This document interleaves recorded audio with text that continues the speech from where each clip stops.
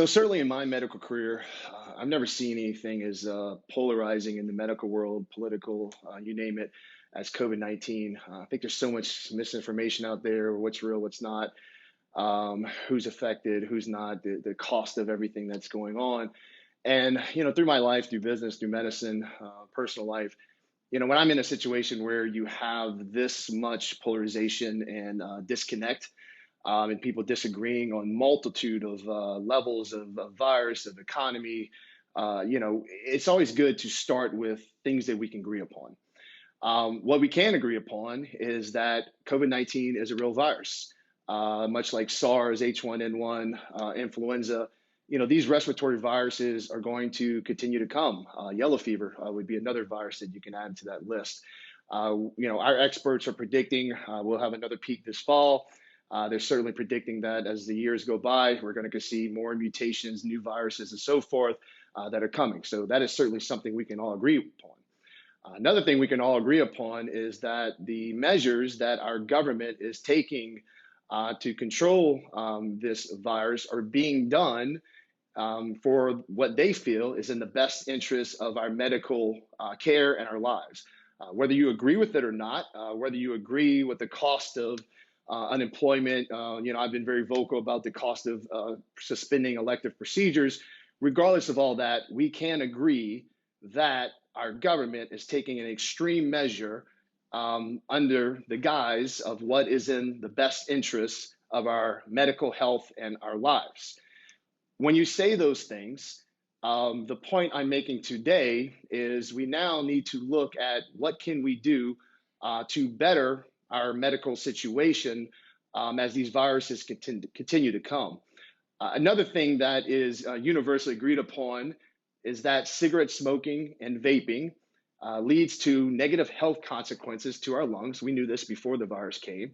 But now that we see COVID-19, we're seeing that people that have a previous history of smoking, vaping, they are the patients that are being put on ventilators and have higher risk of death than patients that don't have these risk factors.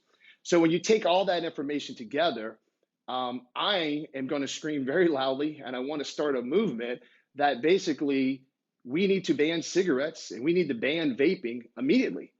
If we are going to take these extreme measures for the health of our citizens to keep people alive and to keep us healthy, and we know that cigarettes and vaping lead to COVID-19 patients being on ventilators and dying more than people that do not, and our government is closing businesses, social isolation, all these things that they're doing, and they're doing it saying we need to do this despite the sacrifices so many people are making because we need to do this to keep you safe and healthy. How can they justify the ongoing sale of cigarettes and vaping? We talk about flattening the curve. Can someone talk about what the curve will look like in the fall, next year, 3 years, new virus, if cigarettes don't exist? If we don't have patients coming into our ICUs or ERs with a history of smoking or lung disease related to vaping and cigarette use.